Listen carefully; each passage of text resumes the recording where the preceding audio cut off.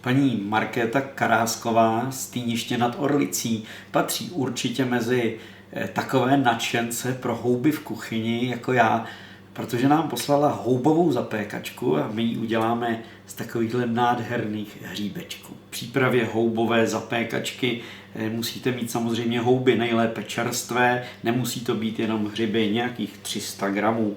Potom anglickou slaninu, asi 150 gramů, jednu střední cibuli, to je nějakých 80 gramů, 2 stroužky česneku, 2, 3, 4 vařené brambory, trochu bazalky a trošku celerové natě, smetanu, 3 nebo 4 žloutky, sůl a malinko kmínu, já používám takovou směs na vepřovou krkavičku. No a potom ještě strouhanku a máslo na vytření zapékacích nádob. A pokud budete chtít, přidejte ještě trošku tvrdého sýra. Paní Markéta krájí hlavy hřibů nebo jiných hub a skládá je postupně s cibulí, anglickou slaninou do té zapékací nádoby. Já jsem zvolil trošku jinou verzi a udělám ze všech těch surovin tak směs, kterou nasypeme do zapékací nádoby a potom samozřejmě zapečeme. Ale ten recept se mi líbí především proto, že můžete jednotlivé suroviny všelijak upravovat. Dneska to děláme z hříbků, ale stejně tak tahleta zapékačka musí být výborná z masáků. A teď používám anglickou slaninu a vedle ní můžete použít třeba šunku nebo kousek uzeného, nebo pokud nejíte maso, třeba uzené tofu.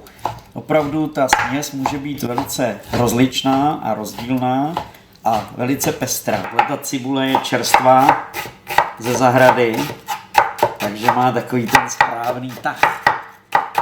To mám velice rád, když je na zahradě teďkom čerstvá cibule v době hub.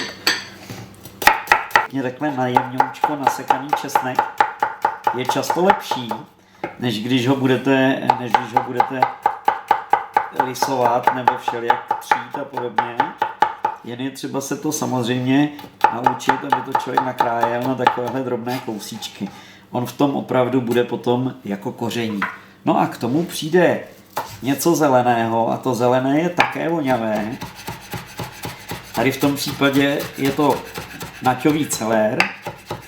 Nemusí to být až příliš najemno nasekané, ať je to v tom jídle vidět. A je to takový recept, návod mojí ženy.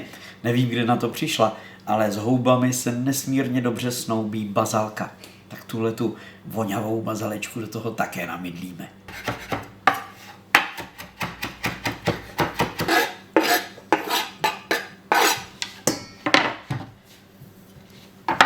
No už teď ta směs vypadá báječně, co říkáte? Uvařené brambory můžete samozřejmě loupat, ale já je do té zapékačky dám tak, jak jsou, protože tady ty nové brambory, ta šlupička je na nich tenoučká a to nejzdravější je právě těsně pod tou šlupkou, tak i takhle upravené brambory to jídlo, jak se říká, neurazí.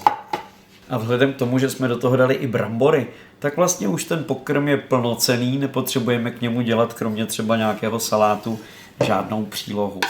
No a teď už vlastně přijde na řadu jenom takové doladění, kdy přidáme trošičku koření. Já používám kmínové koření, výrazně kmínové. Je to krkovička grill, kterou jsem si vytvořil. Samozřejmě je třeba všechno osolit. A aby to bylo úplně báječné a dobré, tak do toho ještě dáme na závěr, až tohle všechno promícháme, žloutky a smetanu. Pěkně. Samozřejmě, že je možné použít mléko a celá vejce, ale já jsem schválně zvolil takovou lepší variantu, kdy jsou to jenom žloutečky, že to bude opravdu lahůdka. Takže to máme zalévací hmotu, tady máme směs, ve které je vše, co jsme potřebovali, a teď ještě přijdou na řadu tadyhle ty zapékací misky a mísy, aby jsme je pěkně vymazali máslem a vysypali strouhankou. A máme to krásně vysypané, zbytek té strouhanky můžeme dát klidně do té směsi a teď už nezbývá, než tu směs hub pěkně upěchovat do těch zapíkacích nádob.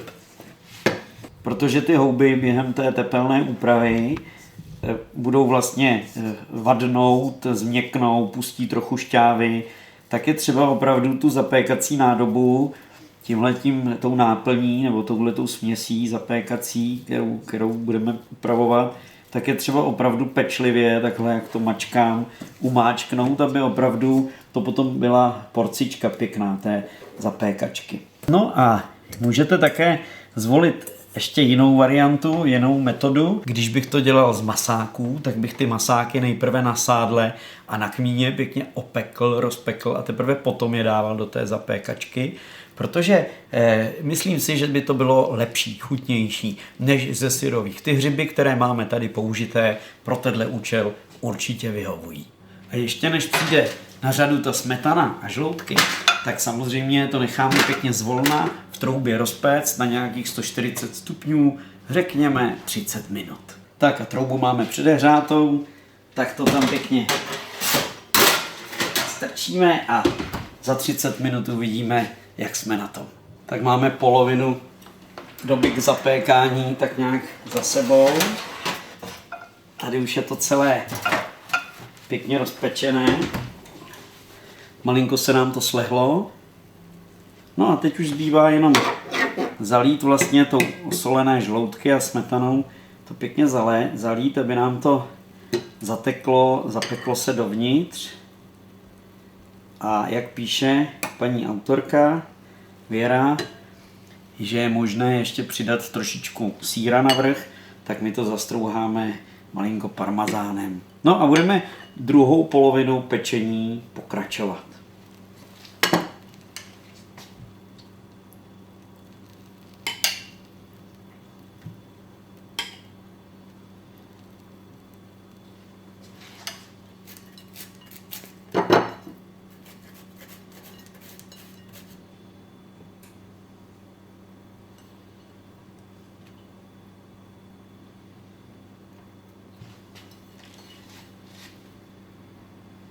Tak.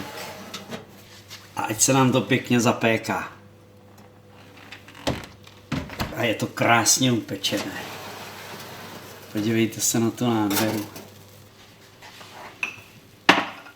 Tak. A vlastně tak, jak to je upečené, tak nejlepší způsob, jak to servírovat, je rovnou to i s tou zapékací miskou nést na stůl, kousek salátku k tomu a je to báječná večeře. Tak dobrou chuť, ať už budete dělat houbovou zapékačku nebo jinou libůstku.